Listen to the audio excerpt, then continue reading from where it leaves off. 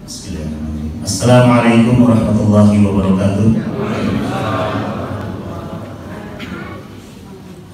Nahmadullaha hamdan yuwafi ni'amahu wa yukafi'u mazidah. Wa nusalli wa nusallim wa nubarik ala habibina wa qudwatina wa imamina wa mursyidina sayyidina Muhammad ballagha risalah wa adal amanah wa nasahal ummah wa jahada fillahi haqqa jihadih sallallahu alaihi wa ala alihi wa sahbihi wa man tabi'ahu wa wala amma ba'du.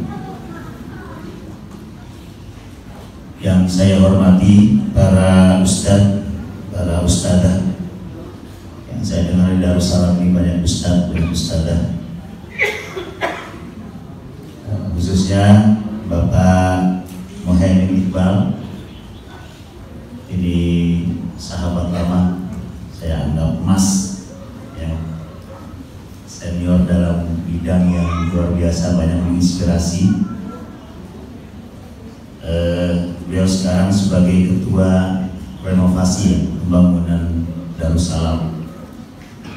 Dan juga yang saya hormati Bang Ketua RW Aheri, ya? Pak Budi Ketua RW Demisioner. Sudah ada yang terpilih, Pak Boy Leige sebagai RW yang terpilih, dan juga Pak Haji Asmawi, Mamat Asmawi sebagai Ketua RW tetangga 11.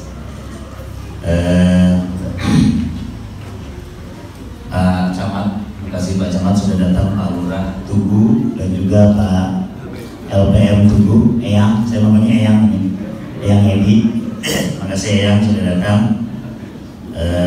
Dan juga yang saya hormati sahabat lama Bapak Habib Fahmi Alidrus. Mana Habib?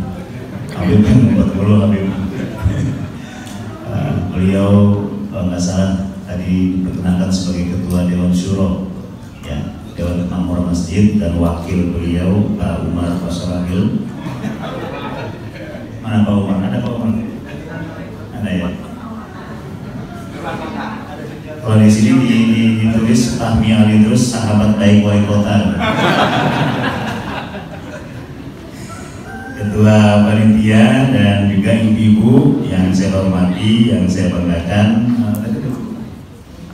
Bu Lurah, ya, terima kasih. Adik-adik, anak-anak muda, tapi luar biasa, Azam, ya, salah satu teladan untuk anak-anak muda kita. Hadirin hadirat sekalian yang saya hormati, yang saya banggakan, Allah Subhanahu wa Ta'ala tidak hanya berwacana dengan konsep-konsep yang tidak direalisasi dalam memberikan petunjuk dan bimbingan hidup untuk umat manusia. Ya, seperti contohnya, sebelum negara modern mengeluarkan konsep-konsepnya tentang negara, Allah sudah lebih dulu, ya, memberikan sebuah konsep, dan konsep ini terrealisasi, real, ada contohnya, ya, yaitu ketika Allah Subhanahu wa Ta'ala menjelaskan antara lain dalam surat Saba ayat 15, laqad kana lisabain fi maskanihim ayah jannatani an yaminin wa shimalin kulu min rizqi rabbikum washkurulah baldatun thayyibatun wa rabbun ghafur. Jadi di sebuah negeri yang namanya negeri Sabah, negeri Sabah sekarang ini menjadi salah satu kota metropolitan di Yaman, ya, Sabah. Terdapat tanda-tanda kekuasaan Allah Subhanahu wa Ta'ala. Di sebelah timur, di pinggir tepi kota ini ada taman kota yang sangat indah. Sebelah barat juga demikian. Buah-buahannya sangat ranum.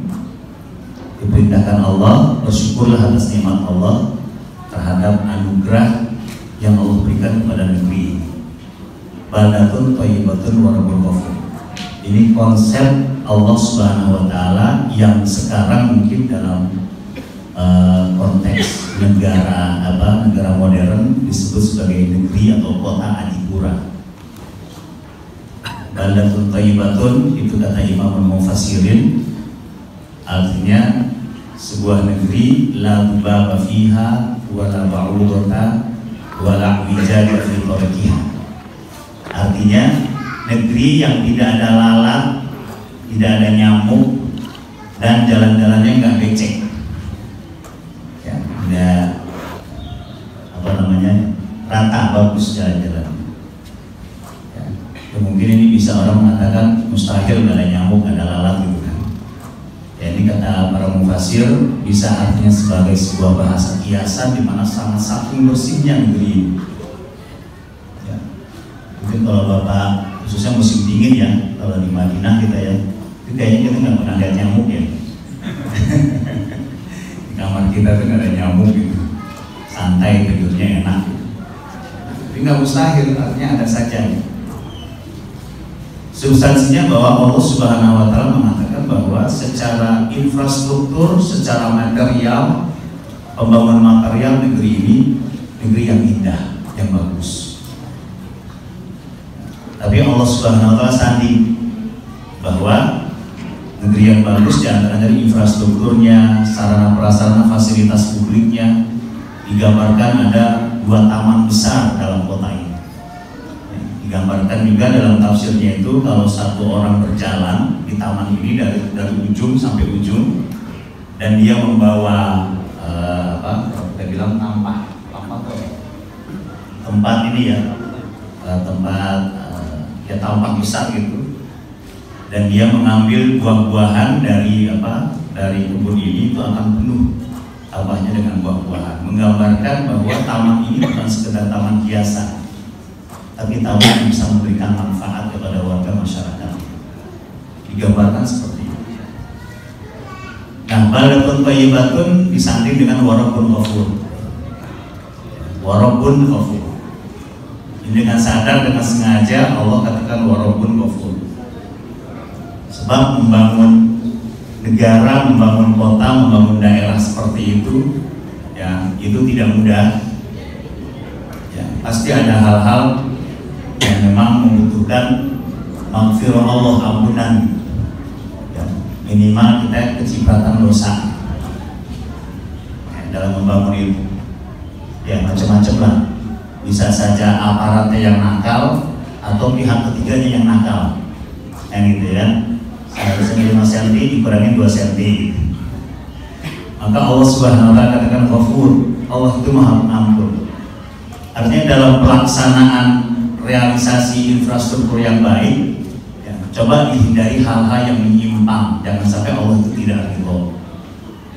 Nah, supaya Allah ridho itu harus ada medianya, sarananya. Artinya sarana pembentukan, pembangunan spiritualitas, moralitas, spiritualitas masyarakat dan warga. Nah, masjid inilah, ya, kita langsung to the point. Masjid inilah salah satu media sarana untuk membangun itu. Hanya sarana ini yang disebut Allah Subhanahu Wa Taala dalam Al-Quran ketika Allah ingin agar syariatnya, ajarannya ini bisa disosialisasi dengan baik. Antara lain dalam surat An-Nur ayat 36 Allah menjelaskan di situ fi buyutin adzinallahu an turfa'a wa yudhkaru fiha hasmuhu bil ghudwi wal asr fiha rijalun, ya, rijalun. Jadi di sebuah tempat, di sebuah rumah Allah yaitu masjid, di situ dikumandangkan zikrullah, hal-hal kebaikan, di dalamnya terhadap rijal. Ya. Rijal di sini artinya bukan laki-laki. Rijal di sini tafsirnya artinya tokoh. Ya, tokoh yang memang dia layak untuk mengelola masjid. Rijalun. Jadi jangan sampai ibu-ibu itu rijalun, bukan nisakun gitu. Ya, rijal di sini bukan artinya laki-laki, bukan Pak Muhaimin Iqbal, bukan. Tapi tokoh. Ya. Salah satu buktinya kalau di Masjid Nabawi itu dulu ada seorang sahabat bernama Syifa bintul Harith. Dia salah satu pengelola Masjid Nabawi bidang kesehatan. Dia buat klinik di pinggir, kalau mau masuk Masjid Nabawi itu ada Di sebelah babul Jibril itu ada babul Nisa, ya, sebelah kiri paling kalau kita menghadap kiblat sebelah kiri, ya, itu babul Nisa. Itu sebelum babul Nisa itu dahulu sejarahnya ada sebuah klinik namanya Syifa, namanya sebuah klinik yang dikelola oleh seorang sahabat bernama Syifa bintul Harith. Ya. Artinya apa? Artinya tokoh-tokoh yang memang mengelola masjidnya tokoh-tokoh yang sangat berkualitas. Salah satu buktinya lagi, Masjid Nabawi dikelola oleh tokoh-tokoh berkualitas itu kalau di bagian masjid setelah bagian sebelah kanan raudhah itu ada tiang-tiang, ibu suka tiang yang berbeda warnanya ya, warnanya apa yang paling sering kesana soalnya, kan? Kayak hijau ya, kehijauan ya, hijaunya bukan hijau P3 bukan, hijau kehijauan ya. Itu ibu perhatikan ada nama-namanya, agak jarang ada nama-namanya. Itu nama-nama sahabat Rasulullah SAW yang memang beliau pada saat itu ditugaskan Rasulullah SAW membuat halagah. Kalau orang Aceh bilang halagah, kalau orang Sunda bilang halakoh, orang Aceh bilang halagah. Apa? Grup-grup pengajian. Itu dikelola oleh sahabat. Sekitar ada 8 sahabat Rasulullah SAW yang itu mengelola pas ada tiang-tiang ini diabadikan. Nah, ketika perang Khandaq pada tahun ke-5 Hijriah, perang Parit, ini pimpinan-pimpinan yang memimpin peleton dari perang Khandaq itu ada sekitar 7 peleton, diantaranya dipimpin oleh Siti Aisyah. Itu adalah sahabat-sahabat yang memegang grup halagah yang ada di Masjid Nabawi ternyata. Antara lain Salman Al-Farisi. Di situ subhanallah, artinya apa? Artinya kalau kita lihat rangkaiannya itu pengelolaan Masjid Nabawi itu luar biasa. Ya, kalau Ahlu Sufah dipimpin oleh Abu Hurairah ya, ada tempat khusus yang di belakang makam Rasulullah SAW. Yang ingin saya katakan di sini bahwa Allah Subhanahu Wa Taala sudah mengangkat bahwa media masjid ini adalah sarana masjid adalah sarana untuk pembangunan sumber daya manusia. Yang satu dari surat At-Taubah ayat 108. Dan masjidun ussisa 'ala taqwa min awwal yawmin ahaqqu an taquma fihi rijalun yuhibbuna ayyatatahharu. Di dalam masjid ini yang dibangun atas dasar takwa, ya, walaupun sebagai mufassirun mengatakan masjidnya maksudnya Masjid Kuba, ada yang mengatakan juga masjid Nabawi, ya, tetapi jumhurul mufassirin mengatakan bahwa masjid yang dimaksudkan ussisa 'ala taqwa seluruh masjid yang dibangun memang atas dasar motivasi semangat ketakwaan kepada Allah Subhanahu Wa Taala. Fihi rijalun yuhibbuna ayyatatahharu. Di dalamnya terdapat rijal lagi yang disebut tokoh. Yuhibbuna, mereka cinta, suka ayyatatahharu, untuk membersihkan. Membersihkan apa? Subhanallah. Allah Subhanahu Wa Taala pertama ya menghiddenkan objek penderita, objek dari kalimat ayyatatahharu. Karena yang dimaksud dengan membersihkan itu mencakup seluruh unsur-unsur kehidupan manusia. Tidak hanya taharatul qalbi, tidak hanya kebersihan hati ketika kita mengelola masjid, tapi juga kita harus membersihkan pikiran. Ya, pikiran-pikiran itu sehingga isme yang ada di otak kita itu hilang. Ya, apalagi ateisme, udah pasti.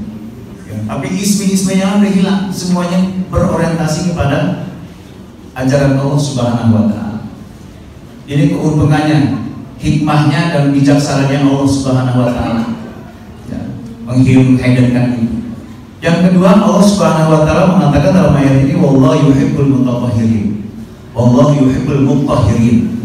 Bacaan yang lain, qiraah yang lain, wallahu yuhibbul mutahhirin. Artinya Allah suka kepada ya orang-orang yang mengelola masjid ini, yang memakmurkan masjid ini, membersihkan. Ya. Bukan Allah tidak mengatakan wallahu yuhibbul mutahhirin. Allah mengatakan wallahu yuhibbul mutahhirin, orang-orang masjid harus malaikat, harus orang-orang yang suci. Ya, tapi Allah mengatakan yuhibbul mutahhirin atau mutatahhirin, orang yang selalu melakukan proses pembersihan ini. Inilah yang memang sebuah sebuah konsep yang Allah tawarkan ya ketika kita membangun masjid. Jadi tidak hanya konsep fisikal aja, material saja, tapi juga yang berat nanti adalah pengisian. Bagaimana kita mengisi masjid ini ya, sehingga masjid ini bisa berjalan dengan baik dengan program-programnya tentunya, sehingga masjid bisa berfungsi tidak hanya untuk rumah ibadah ritual, tapi juga ibadah sosialnya juga bagus, bisa memberdayakan ekonomi sekitar. Ya, ini yang bisa diharapkan. Pelayanan-pelayanan yang lain juga bisa dilakukan dari masjid sehingga bisa menjadi markas, bisa menjadi pusat untuk mensosialisasi, memahamkan Islam kepada orang-orang yang ada di sekitarnya. Ini Bapak Ibu sekalian, bagaimana Allah Subhanahu wa taala mengonsep masjid, dan konsep ini sudah direalisasi ya dari zaman Rasulullah Shallallahu Alaihi Wasallam. Ya, pengelolaan Masjid Nabawi seperti itu ya, sehingga di Masjid Nabawi inilah sampai sekarang masih ada taklim ya, taklim yang diajarkan sesuai dengan spesialisasi syekhnya. Ada yang hadis, ada yang usul fikih, ada begini ya, sehingga memang masyarakat di sana berbondong-bondong untuk belajar kepada syekh dan guru-guru. Mudah-mudahan ya Darussalam sesuai dengan namanya. Biasanya Darussalam itu nama-nama pesantren ya, sebab dar itu artinya dalam bahasa Arab kampung ya, kampung yang damai. Artinya dengan harapan Darussalam tidak sekedar sebuah tempat yang sempit, yang kecil. Berapa luasnya itu? Yang 2000 total. Tapi fungsinya bisa berkembang sebagai dar, ya, Darussalam. Ya, sebab biasanya masjid namanya kalau assalam, kalau nggak assalam namanya, kalau nggak Baitussalam. Ya, tapi ini Darussalam. Artinya dari awal memang dicita-citakan, diharapkan masjid ini bisa mengembangkan sayapnya, ya, dan bisa mengembangkan fungsinya masjid sebagai dar, sebagai kampung yang memberikan kedamaian kepada masyarakatnya. Ya, harapan kita sebagai harapan para pendirinya, harapan ini juga bisa menjadi masjid percontohan dari sisi pengelolaan, ya, bukan sisi keindahan, tapi pengelolaan. Kalau kemegahan mungkin masih ada, masih lebih megah dari Darussalam, ya. Tapi dari sisi pengelolaannya mudah-mudahan manajemennya bisa dikembangkan jadi percontohan.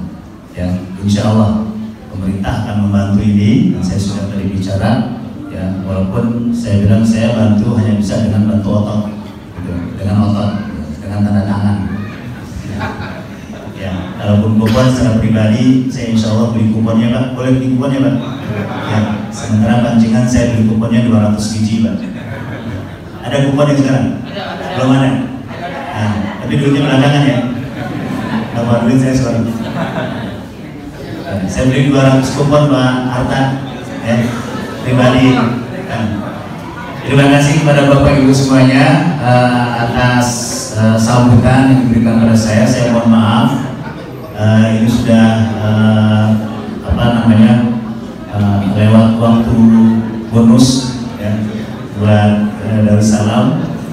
Sekali lagi saya mohon maaf atas kekhilafan saya, atas lebih relatif lebih jarang ya. Sejak saya jadi wali kota belum pernah kesini emang ya. Yang waktu wakil pernah, ya, waktu sebelum wakil sering ya kesini sebagai guru aktif di sini. Waalaikumsalam. Terima kasih Bapak Ibu sekalian. Saya akhiri dengan mengucap wassalamualaikum warahmatullahi wabarakatuh. Semuanya ada. Jika diperkenankan bisa di